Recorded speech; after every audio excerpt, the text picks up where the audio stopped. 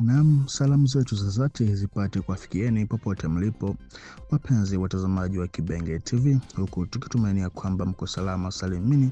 Na basi tunatumia fursa hii kukaribisheni kusikiliza awamu hii ya matangazo ya habari za matukio ya kila siku kama kawaida yetu, kuhusiana na hali ya kiusalama ambayo inazidi kuzorota katika mashariki mwa nchi hiyo, na hata hali pia ya kisiasa na hata kidiplomasia pia. Na tutakwenda kuanzia huko mkoani Kivu Kusini, ambako hali ya usalama ilizorota ghafla siku ya Jumatatu tarehe 6 Aprili mwaka huu katika grupema ya Ziralo ndani ya sheferi ya Buhavu katika wilaya ya Kalehe, ambapo mapigano makali yalizuka kati ya wahasi wa AFC M23 na makundi ya kujilinda ya wapiganaji wa Zalendo. Kwa mujibu wa vyanzo mbalimbali vinavyolingana, hasa vile vya ndani kabisa, vinadai kuwa mapigano hayo yaliripotiwa katika vijiji kadhaa vya kimkakati vikiwemo Kusisa na Nyalugusha na kuathiri njia ya Braza, Lulamba na Bushege. Mapigano mengine pia yaliripotiwa katika muhimili ama akse ya Kaziba, Katale, Kafufula na Katanga, hasa katika maeneo ya Bunje na Bushugulu.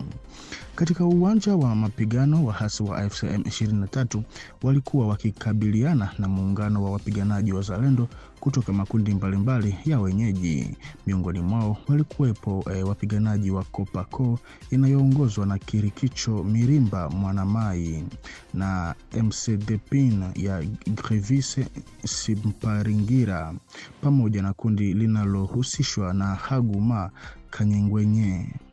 Kadri siku ilivyoendelea, hali ya mapigano ilianza kubadilika na kuwapa faida wahasi wa AFC M23.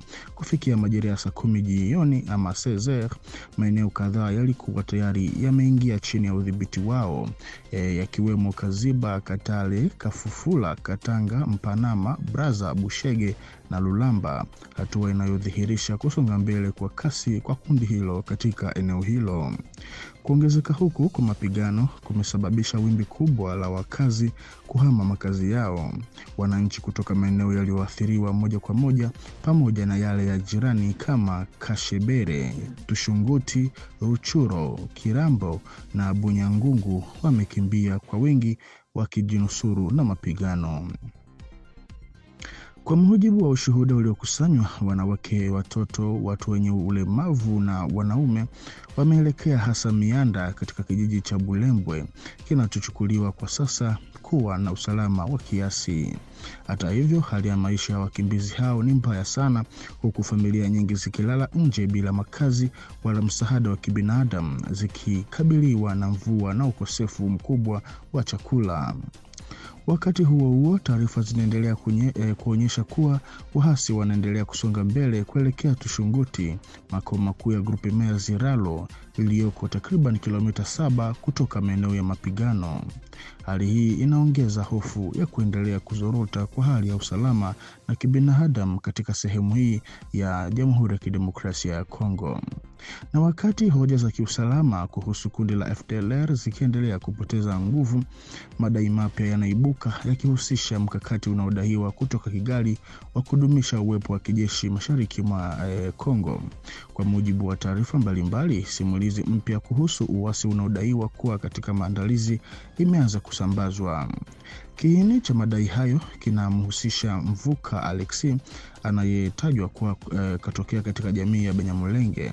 Inadaiwa kuwa alisoma sekondari, yani shule la sekondari hapo mjini Uvira kabla ya kuendelea na masomo ya chuo kikuu mjini Butare nchini Rwanda, huku akitumia utambulisho wa Rwanda na kufadhiliwa na ufadhili wa mamlaka za ndani.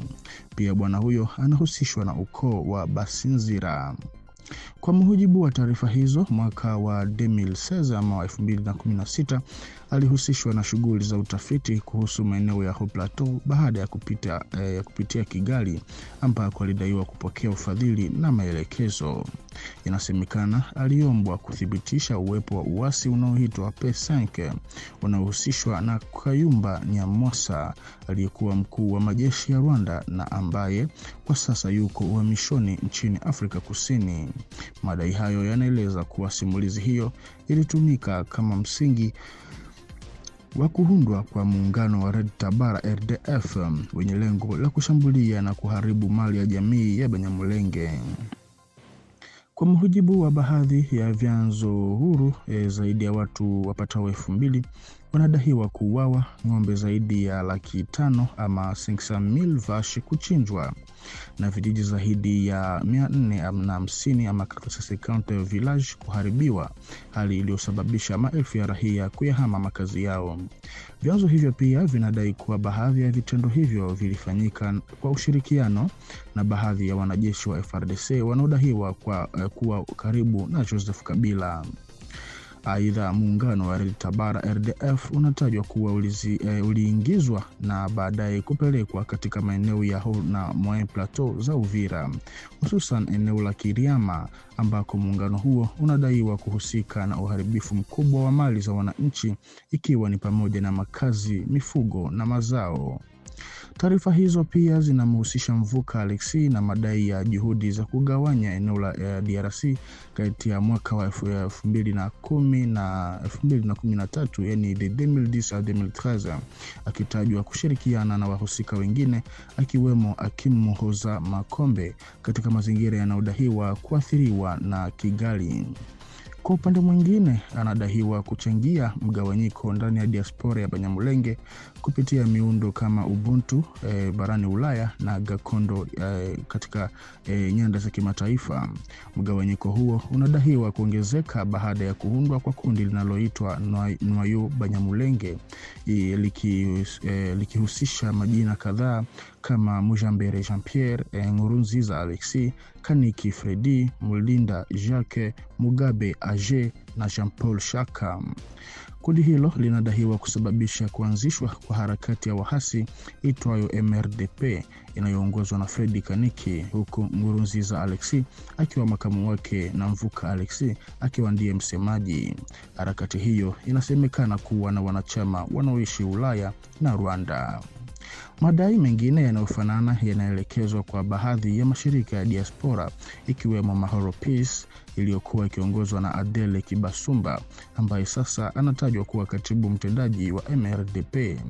Pia kunatajwa kuwepo kwa mgawanyiko ndani ya Gakondo ambapo kundi moja linadaiwa kusaidia kifedha makundi ya wahasi kama M23 na MRDP huku jingine likipinga. Hivi karibuni taarifa hizo zinaeleza kuwa kuna kampeni mpya ya vyombo vya habari inayolenga kuthibitisha uwepo wa kundi la wahasi linalodaiwa kuitwa P5, likisemekana kuwa na wapiganaji wapatao 5,000 ama 5,000 combatants waliopata mafunzo nchini Burundi kwa lengo la kushambulia Rwanda kwa msaada unaodaiwa kutoka DRC na Burundi.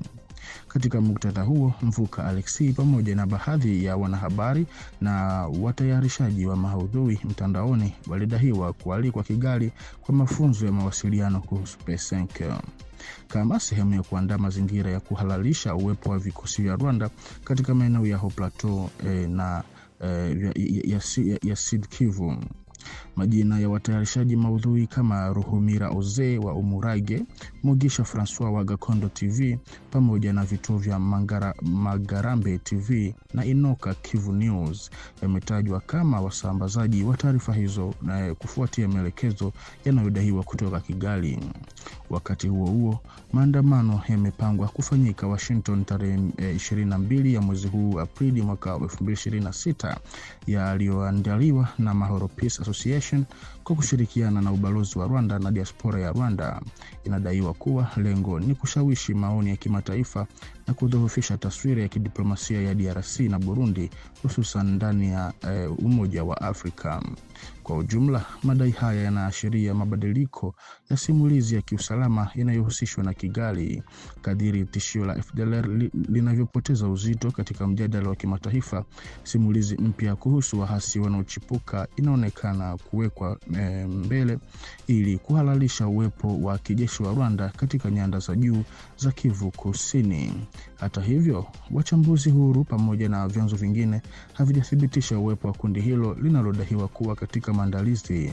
Baadhi ya wanajamii wa Banyamulenge wanaopinga wazo hilo la uasi wanadaiwa kuuawa, huku wengine wakiendelea kutoa wito wa kulindwa. Na kwa taarifa hii, mpenzi mtazamaji wa Kibenge TV, ndiko ambako tunakwenda kuweka nukta kwa awamu sehemu hii ya matangazo ya habari za matukio ya kila siku, na basi tunakuomba ubaki sambamba nasi hapa kwenye channel yetu ili uzidi kufaidi habari motomoto kutoka kwetu, na basi tukutane kwa majaliwa. Asante.